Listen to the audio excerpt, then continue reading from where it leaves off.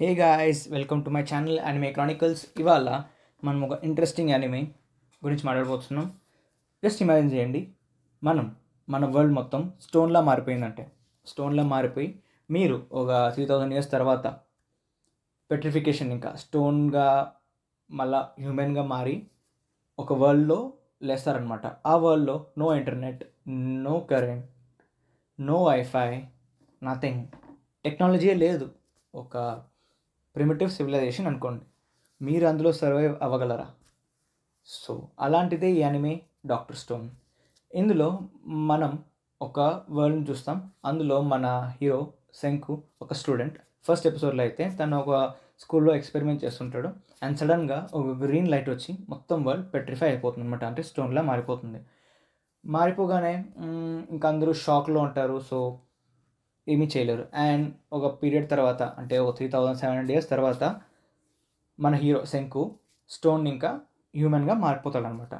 మారిపోయి లేచి చూసినాక మొత్తం వరల్డ్ అంతా డిస్ట్రాయ్ అయిపోయి ఉంటుంది. నేచర్ అంతా ఫుల్ కవర్ అయిపోయి, టెక్నాలజీ అంతా డిస్ట్రాయ్ అయిపోయి మన బిల్డింగ్స్ అన్నిటినీ నేచర్ కవర్ చేసి ఉంటుంది అనమాట. సో అలాగా మన శంకు లేస్తానే ఆలోచిస్తాడు, how can I build my civilization back అనేసి సైన్స్తో. సో అతను సైంటిస్ట్ కదా, సో అలా థింక్ చేసి చాలా చాలా ఎక్స్పెరిమెంట్స్ ట్రై చేస్తాడు. ఏంటేంటో ట్రై చేస్తుంటాడు. తన టూల్స్ స్టార్ట్ చేస్తాడు బిల్డ్ చేసేకి. అంటే ప్రిమిటివ్ టూల్స్, స్టోనేజ్ టూల్స్ అనేవి చేసుకుంటాడు. అండ్ అలాగే తను పెట్రిఫికేషన్కి ఎలా బయటకు వచ్చాడు, అంటే స్టోన్ నుంచి హ్యూమన్గా ఎలా మారినాడో దాని గురించి రీసెర్చ్ చేస్తుంటాడు. అండ్ అతనికి ఒక లిక్విడ్ దొరుకుతుంది అనమాట. ఆ లిక్విడ్ని యూస్ చేసుకుంటా తను తన ఫ్రెండ్స్ని కూడా రివైవ్ చేస్తాడు కొంతమందిని. అండ్ రివైవ్ చేస్తానే తన ఫ్రెండ్ హెల్ప్తో ఇంకొన్ని టూల్స్ చేసుకుంటా. అండ్ కొన్ని ట్విస్ట్ ఉంటాయి. అండ్ ఇప్పుడులాగానే అప్పటికి కూడా, అంటే హ్యూమన్స్ ఎప్పటికీ మారారు అనుకోండి. సో అందరికీ వాళ్ళ పర్స్పెక్టివ్స్ ఉంటుందన్నమాట. మన శంకు కూడా అలాగే అందరినీ రివైవ్ చేసుకుంటూ పోతానే అతన్ని రివైవ్ చేస్తానే అతని పర్స్పెక్టివ్ వేరే, శంకు పర్స్పెక్టివ్ వేరే. శంకు ఏమనుకుంటాడు, let's revive everybody in this world అనేసి. కానీ శంకు రివైవ్ చేసిన అతను విలన్ అనమాట. అంటే అతను విలన్ అంటే అతని పర్స్పెక్టివ్ ఏంటంటే, మనం మొత్తం మంచోళ్ళని మాత్రమే రివైవ్ చేస్తాం.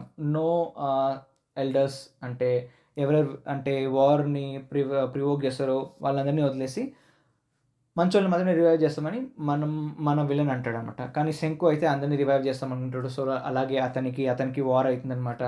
సో ఇంకా చాలామంది అట్లనే సైన్స్ కింగ్డమ్ అనేది ఒక బిల్డ్ చేస్తాడు అనమాట. శంకు స్టార్ట్ చేస్తాడు, రివైవ్ చేసుకుంటా పోతా ఇంకా చాలామందిని కలుస్తా ఒక కింగ్డమ్ లాగా సైన్స్ కింగ్డమ్ అని తయారు చేసుకుంటాడు.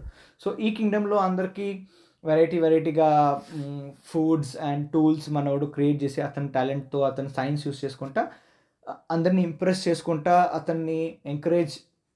అందరినీ ఎంకరేజ్ చేసుకుంటా సైన్స్తో తనని జాయిన్ అవ్వమనేసి.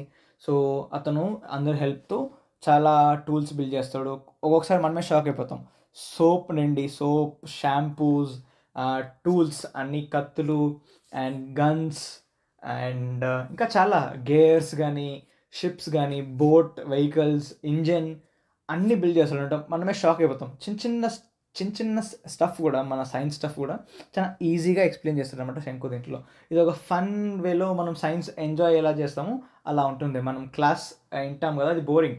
కానీ ఈ యానిమే కొంచెం ఫన్తో పాటు మనకు సైన్స్ కూడా చూపిస్తుంది అనమాట. సో మనం ఎంజాయ్ చేస్తాం. అండ్ అలాగే కొంచెం సైన్స్ కూడా నేర్చుకుంటాం అనమాట. అండ్ ఇందులో మన శంకుకి చాలా డిస్టర్బెన్స్ కూడా వస్తాయి అండ్ అడ్డంకులు కూడా ఉంటాయి అన్నమాట. మధ్యలో విలన్స్ కానీ, ఇంకా కొన్ని టూల్స్ దొరకవు కదా అప్పట్లో, ఏముండవు. కొన్ని అతను చాలా బ్రెయిన్ యూస్ చేయాలా, ఒకసారి కష్టమైపోతుంది. కొన్ని మినరల్స్ దొరకవు, టూల్స్ దొరకవు. సో అలా కౌంట్ చేసుకుంటా మెడిసిన్ కూడా క్రియేట్ చేస్తాడండి. యాంటీబయాటిక్స్ కూడా చేస్తాడు అనమాట మనోడు. సో ఇలా తయారు చేసుకుంటా అన్ని ఇన్వెంట్ చేసుకుంటా మనోడు సడన్గా రాకెట్ క్రియేట్ చేస్తామనుకుంటాడు. ఎందుకంటే ఈ పెట్రిఫికేషన్ ఎందుకు అయిందో అండ్ ఎలా స్టార్ట్ అయిందో తెలుసుకునేకి మన హీరో ఒక పాయింట్ కనిపెట్టి ఆ పాయింట్ని మళ్ళీ రివర్స్ సైకాలజీ అంటారు కదా, రివర్స్ టెస్టింగ్, రివర్స్ సైకాలజీ అని అంటారు కదా, అలా చేసుకుంటా వెళ్ళి ఎలా వచ్చిందో కనుక్కునేకి ప్లాన్ చేస్తాడు అనమాట. సో అందుకు అతను రాకెట్ కూడా బిల్డ్ చేస్తాడు, ships and machine guns, aeroplane కూడా బిల్డ్ చేస్తాడు. సో చెప్తా ఉంటే నేను ఒక ఇంట్రెస్టింగ్ ఫీలింగ్ వస్తుంది అనమాట. ఈ యానిమే చూస్తా ఉంటే చాలా బోర్ కొట్టదు అసలు. సైన్స్ కూడా చాలా ఫన్గా ఉంటుంది.